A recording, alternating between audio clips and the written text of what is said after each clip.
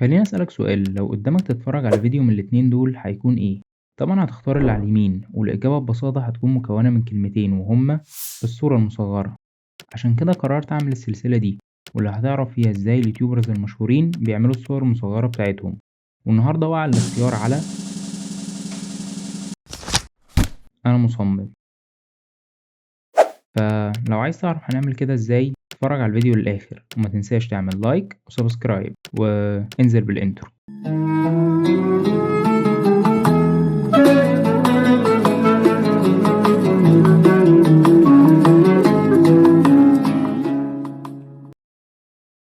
طب يا جماعة دلوقتي هنبدأ نعمل الثامبنيل. بس خليني أقول لكم إيه سبب اختياري لنوعية الثامبنيلز دي، إن هي مختلفة عن أنواع الثامبنيلز اللي عملناها في الحلقات اللي قبل كده، لأن هي معتمدة على حاجة اسمها اليوتيوب أوتوميشن، ودي اللي معتمدة عليها القناة أصلا. عبارة عن إيه؟ إن يبقى فيه فوتج أو توتوريال مثلا، وبيبقى في فويس أوفر عليه، مش بيبقى فيه شخص ظاهر يعني عشان يقول الكلام زي في القناة هنا عندنا. فدي بيبقى نوعية الثامبنيلز بتاعتها مختلفة عشان تقدر إن هي تجذب الناس أكتر إن هي تدوس على الفيديو وتبدأ إن هي تتفرج، عكس الحاجات التانية اللي بيبقى ظاهر فيها شخص. فخليني دلوقتي أقول لكم على الفكرة بتاعة الثامبنيل. الفكرة ببساطة إن عبارة عن شخص جاي من ظهره اللي هو ده، وبيبتدي إن هو يمشي في نفق، وفي آخر النفق ده بيبقى التكست بتاعنا موجود اللي هو تريكات البيهانس، وبيبقى فيه ورا زي خلفية كده من الجالاكسي كده اللي هي بتاعة الفضاء، وخارج منها الايكونز بتاعة البيهانس. هتحس إن هي إيه معمول لها موشن بلور كده، وفي بقى اللي هي إيه الكتابة بتاعة البيهانس تريكس دي موجودة على حيطة هنا وهنا، وهنبدأ نشوف عملناها إزاي بالتفصيل. فأول حاجة هنعملها زي ما اتعودنا إن إحنا هنفتح مقاس بروجكت 1080 في 1920 بكسل، وده مقاس الثامبنيل بتاعة اليوتيوب. طيب دلوقتي أول حاجة هنعملها إن إحنا هنجيب الصورة بتاعة النفق دي، وهنبدأ إن إحنا نكبرها شوية عشان أبعادها تبقى نفس الأبعاد بتاعة الثامبنيل. وهنبدأ دلوقتي إن إحنا عايزين نقص الجزء اللي هو من قدام ده، والجزء بتاع السقف اللي فوق ده هنبدأ إن إحنا نشيله عشان إحنا مش محتاجينه. فببساطة هنعمل ده عن طريق إن إحنا هنجيب أداة البين تول، ونبدأ إن إحنا نحدد كل الأجزاء بقى اللي إحنا مش محتاجينها كده. تمام، وبعد ما نخلص هنعمل من كليك يمين هنروح على ميك سيلكشن وندوس اوكي، ونبدأ دلوقتي نعكس السلكت اللي احنا عملناه من كنترول شيفت اي بالمنظر ده كده، ونعمل ماسك. هنلاقي انها اتقصت معانا بكل سهولة. طيب دلوقتي بقى ممكن نجيب الصورة بتاعة الفضاء دي، ونبدأ ان احنا نخليها تحت الصورة بتاعتنا، وممكن برضو ايه نصغر ابعادها شوية بحيث ان هي ايه تبان بشكل اكبر. وممكن كمان نجيب الصورة اللي هي دي كده. تمام، نبدأ إن إحنا إيه نصغرها برضو ونظبط أبعادها بالشكل ده كده، وممكن نغير في البلند مود بتاعها السكرين مثلا. طيب دلوقتي عايزين نخلي الجزء بتاع الحيطة ده يكون باللون الأزرق شوية، فهنعمل ده إزاي؟ هنيجي برضو بالبين تول ونبدأ إن إحنا إيه نحدد، ونبدأ نعمل له make selection، وهنروح نقف هنا ونعمل new layer، ونروح على edit ونختار fill، ونعمل الفيل بكالر او لون معين. نختار اللون اللي هو الازرق ده عشان يبقى نفس لون البيهانس، وندوس اوكي. نلاقي انها اتنفذت معانا بالشكل ده. هندوس كنترول دي عشان نعكس السلكت، وهنبدأ ان احنا ندمجها مع الحيطة بشكل اكبر عن طريق ان احنا هنعمل دبل كليك على اللاير، ونبدأ نحرك السلايدر بتاع البلند اف ده الناحية دي كده شوية. وممكن برضو نعمل الحركة بتاعة الالت والسلكت ونحرك الجزء ده لورا، ونبدأ نزود اكتر لحد ما نوصل للنتيجة اللي احنا ايه محتاجينها. هنكرر نفس اللي احنا عملناه برضو في الجنب التاني. هنروح نجيب البين تول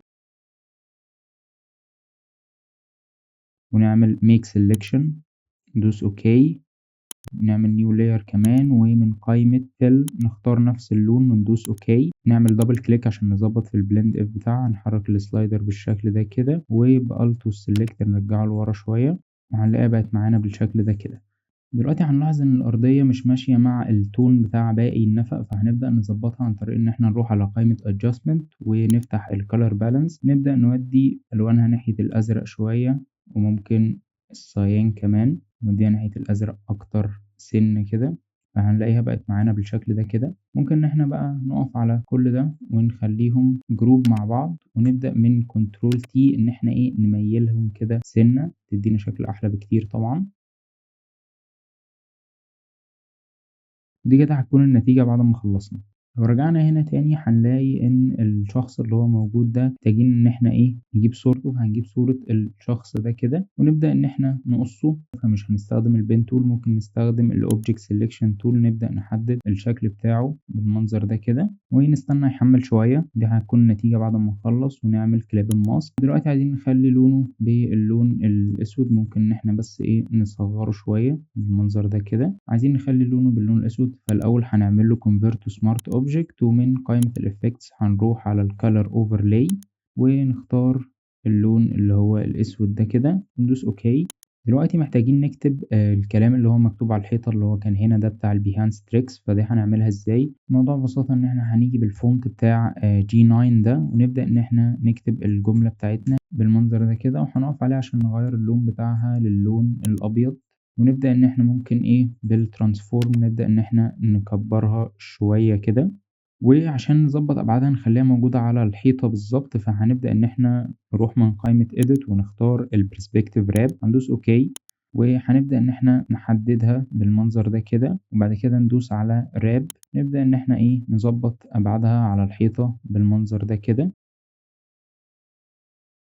وبعد ما نخلص دي هتكون النتيجة معانا. ممكن إن احنا بالكنترول تي نبدأ إن احنا نكبرها شوية،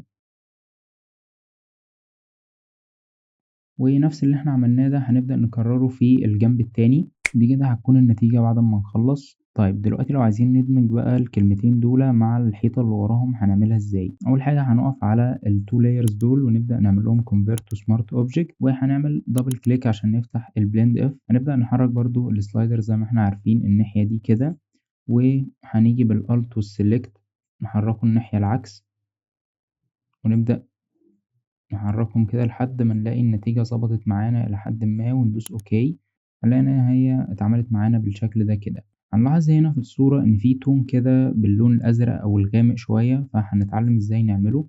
الموضوع ببساطة إن احنا هنجيب اللوجو بتاعنا كده ونبدأ إن احنا نصغره. احنا كل اللي عايزين ناخده منه هناخد اللون بس بتاع اللوجو، فهنروح نعمل solid color ونخليه بنفس لون اللوجو. هنبدأ نقفل اللوجو دلوقتي ونغير في البلند مود بتاع اللاير لسوفت لايت بالشكل ده كده، وممكن نقلل الاوباسيتي سنة مثلا نخليها 91% ولا حاجة أو 90%. طيب دلوقتي هنحتاج إن احنا نعمل الأسهم اللي هي موجودة تحت كده في الأرضية، فهوريكم بتتعمل ازاي. برضو هنروح نجيب الصورة بتاعة الأسهم هتبقى معايا بالشكل ده كده، ممكن أصغرها شوية وهبدأ إن أنا أغير لونها من قائمة effects. هروح على color overlay وأبدأ أخلي لونها باللون الأبيض بالشكل ده كده، ومن transform هبدأ إن أنا أحركها عشان أخليها كده لقدام تمام بالمنظر ده كده. وبعد كده نفس ما عملنا في الكتابة بتاعة البيهانس تريكس هنبدأ إن احنا نعمل نفس الحاجة. هنروح على قائمة edit ونختار البرسبكتيف راب، نبدأ إن احنا نحددها بالشكل ده كده ندوس على راب نظبط أبعادها بحيث تبقى ماشية مع الأبعاد بتاعة الأرضية أكنها مرسومة على الأرض بالشكل ده كده. بعد ما نخلص هندوس أبلاي،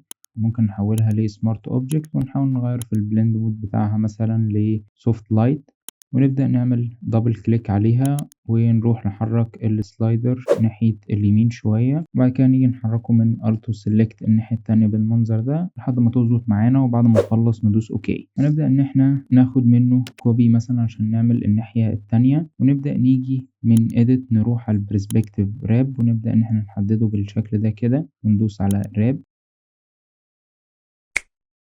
هنبدأ نكتب التكست بتاعنا بالفونت بتاع G9 ده، وبعد كده ممكن إن احنا نظبط الفونت شوية عن طريق إن احنا نطول كلمة بيهانس دي حبة. ممكن مثلا إن احنا نقف على حرف النون ومن شيفت وحرف الجي نبدأ إن احنا نوسعه شوية. ممكن نيجي على حرف الب نعمل نفس الفكرة كده بالظبط. ممكن برضو نقف هنا على حرف الت ونبدأ نديله شيفت وحرف الجي. الكاف برضو شيفت وحرف الجي. هنلاقي ان هي ظبطت معانا بشكل كبير. هنبدأ دلوقتي ان احنا نعمل ستروك مثلا على كلمة تريكات دي، فهنقف على الافكتس ونروح على ستروك ونبدأ نعمل لها ستروك باللون اللي هو الرمادي شوية ده مش اسود خالص يعني، ونخلي السايز ب7 وندوس اوكي.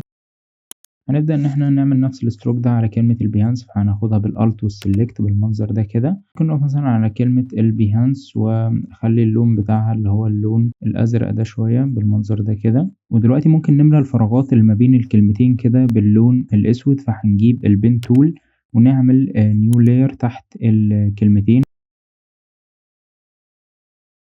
بالمنظر ده كده ونعمل ميك سيلكشن، ونروح من edit على fill ونبدأ نخليها black لأنها اترسمت معانا بالشكل ده كده. ناخد كلمة بيهانس وتريكات دي نحطهم هما الاتنين في جروب من كنترول J، ونروح على قائمة الإفكتس ونختار دروب شادو. هنبدأ إن احنا نخلي الدروب شادو السايز بتاعه بزيرو والأوباسيتي بتاعته 100%، ونبدأ إن احنا نحركه بالمنظر ده كده عشان يدينا تأثير 3D حبتين كده، وندوس اوكي. ممكن كمان ان احنا نزود صورة الايموجي دي، مثلا نحطها هنا ونخليها تحت الكتابة بالشكل ده كده. هنديها برضو ستروك بنفس اللون بالشكل ده كده. ممكن ناخد دول كلهم ونحددهم ونبدأ ان احنا بكنترول تي كده نكون مثبتين ايدينا على الكنترول ونشدهم لفوق شوية بالمنظر ده كده. بكنترول تي ممكن برضو نصغرهم ونظبط الأبعاد بحيث نخليها هنا كده، مثلا نخليها كده ونميلها سنة. نعمل نيو لاير فوق الكتابة دي كلها ونيجي بالبراش باللون ده ونجيب البراش اللي هي الفيدد ونبدأ ان احنا نكبرها على قد ما نقدر وندي زي ايه لسعة كده إضاءة هنا أو هنا كده، ونبدأ نغير في البلند مود بتاعها لسكرين. ممكن نقلل في الاوباسيتي برضو بتاعتها. طيب دلوقتي مفضلش غير ان احنا نعمل الايكونز بتاعة البيهانس اللي هي بتبقى طايرة بالشكل ده كده. فهنعمل ده ازاي؟ الموضوع ببساطة ان احنا هنجيب الايكون بتاعة البيهانس دي كده PNG، ونبدأ ان احنا من كنترول تي نبدأ مثلا نصغرها على الاخر كده ونحطها هنا كده مثلا، تمام. ونبدأ ان احنا ايه نميلها. ممكن من Alt وسلكت نبدأ ان احنا ناخد منها كوبي كمان. ممكن ان احنا مثلا ايه نصغرها اكتر ونخليها مايلة في الاتجاه ده كده. ممكن برضو ناخد كوبي كمان ونبدأ مثلا ان احنا ايه نكبرها بالشكل ده. طبعا الاماكن بتاعتها هتكون ايه عشوائية شوية كده بالمنظر ده. ممكن مثلا ناخد كوبي كده نخليها هنا وليكن يعني، ونبدأ ان احنا ايه نكبرها ونحطها هنا بالمنظر ده كده. ممكن مثلا ناخد كوبي كمان من دي كده ونبدأ ان احنا ايه نكبرها بالمنظر ده كده، ونغير مثلا في الابعاد بتاعتها نخليها هنا كده مثلا. هنبدأ دلوقتي نجمع كل اللي احنا عملناه ده في جروب مع بعضه، وممكن مثلا نعمل لهم convert to smart object ده عشان نروح على filter ونختار الموشن بلور. نبدأ ان احنا نديهم سنة كده ايه موشن بلور كلهم. ممكن كمان برضو ان احنا ايه من قائمة adjustment نروح على الليفلز ونبدأ ان احنا ايه نغمقهم كده سنة برضو ايه هتفرق معانا شوية. وبكده ما فاضلش غير ان احنا نضيف اللوجوهات بتاعتنا، ودي كده هتكون النتيجة بعد ما ضفنا اللوجوهات. وبكده نكون وصلنا لنهاية الفيديو. ما تنساش لو عجبك الفيديو اعمل لايك وسبسكرايب، ولو ما عجبكش اعمل شير وكومنت. اشوفك الفيديو الجاي. سلام.